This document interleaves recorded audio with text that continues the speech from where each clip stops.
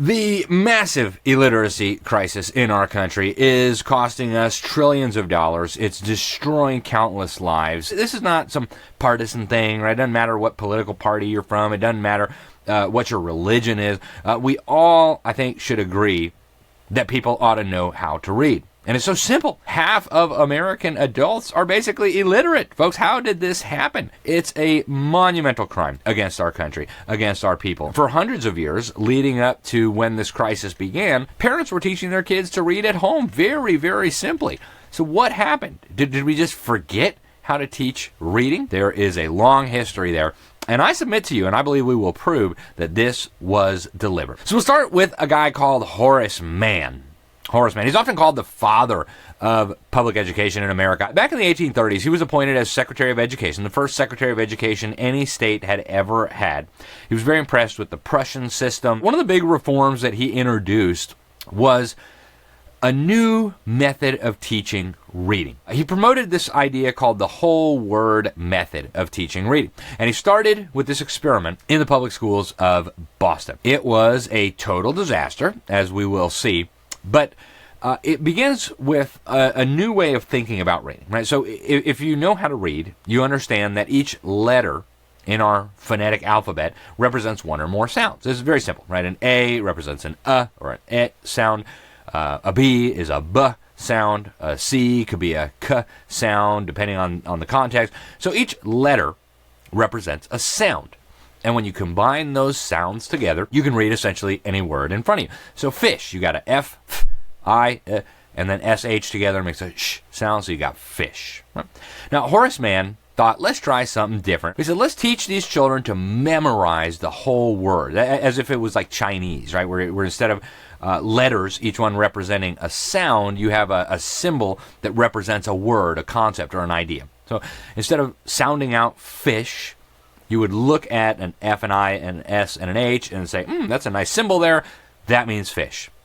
And of course, that doesn't inherently mean fish. It's a collection of symbols, each one representing a sound. So let's go back in time a little bit further. Even before Horace Mann tried this out in the public schools in Boston, there was a very kind reverend. His name was Reverend Thomas Gallaudet, and he was the head of what they used to call the Asylum for the Deaf and Dumb. This was in Hartford, Connecticut, and this was a very special school.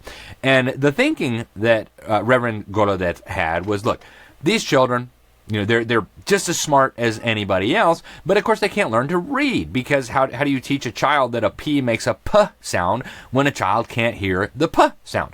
So he said, well, what if we teach the kids how to memorize the whole word? This idea was revolutionary for these deaf children, because instead of having to sound out the words, which was of course impossible when they couldn't hear the sounds, they could now memorize words. And really, really smart kids can memorize hundreds, maybe even thousands of words. And so suddenly, the written word became at least partially accessible to these deaf children who can't speak. So that was an incredible advancement for these children at the Hartford Asylum. But what happened when Horace Mann tried it out on the non-deaf children in the government schools he was establishing in Boston was a total disaster. In 1844, dozens of Boston schoolmasters from these new public schools got together and they published a blistering critique of this whole thing.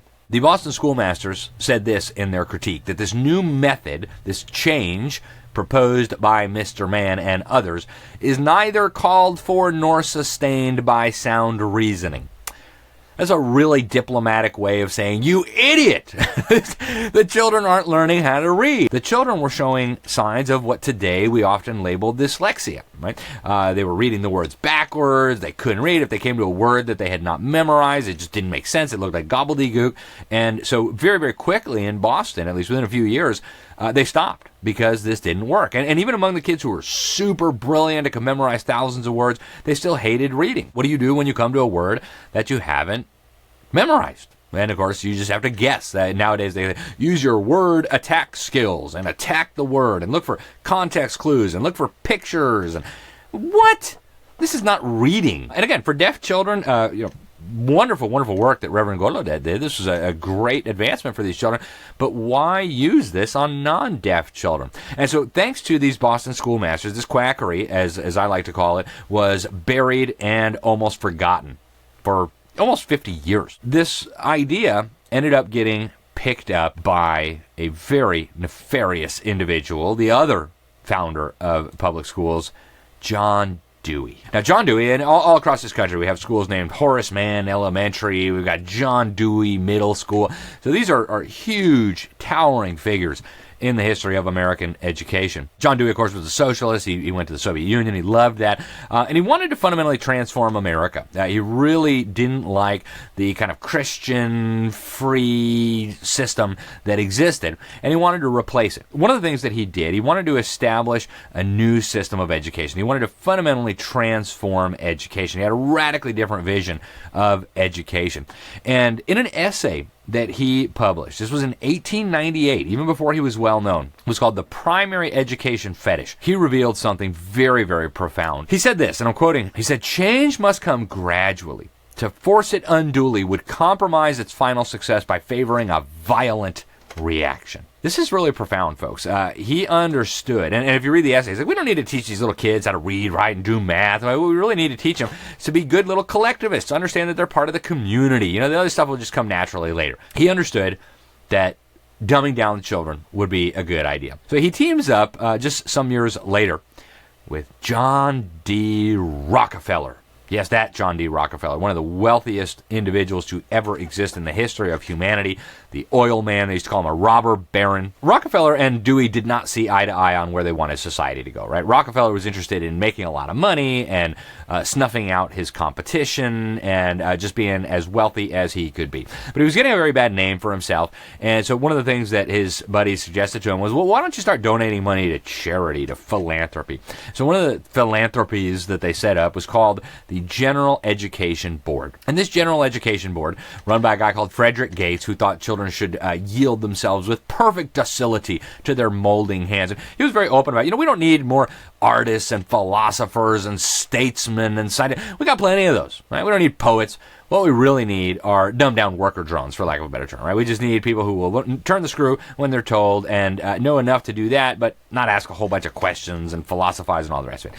So Dewey and Rockefeller come together with very different visions of where this should go over the long term, but united on their idea that education needs to change. John Dewey, with $3.1 million in funding from John D Rockefeller through the General Education Board, sets up an experimental school at the University of Chicago. And so they try out these new ideas, including the resurrection of the whole word method of teaching reading. They graduated a bunch of kids from this school, and it didn't take long before it was obvious that these children could not read, could not write, could not do math. And instead of saying, oh, what have we done here? This is crazy, they said, aha, this will be perfect for the whole country. One of the victims of this, incidentally, was one of Rockefeller's children, who wrote in his own autobiography about how he was unable to read because of this quackery. Now, fortunately for him, he was so wealthy, he didn't need to read. He had an army of secretaries and assistants and executive aides and all the rest of it. They could read all of his correspondence for him and type out or write whatever needed to be written. So for Rockefeller, the handicap wasn't debilitating. For a normal person who can't afford a secretary to handle their mail, this turns out to be catastrophic, of course. Fast forward a little more, and John Dewey moves over from the University of Chicago, which is a very, very important position there, and he moves over to Teachers College at Columbia University, which is, to this day, the most important teachers' college of education in the world. Right? This is like the epicenter of the quackery.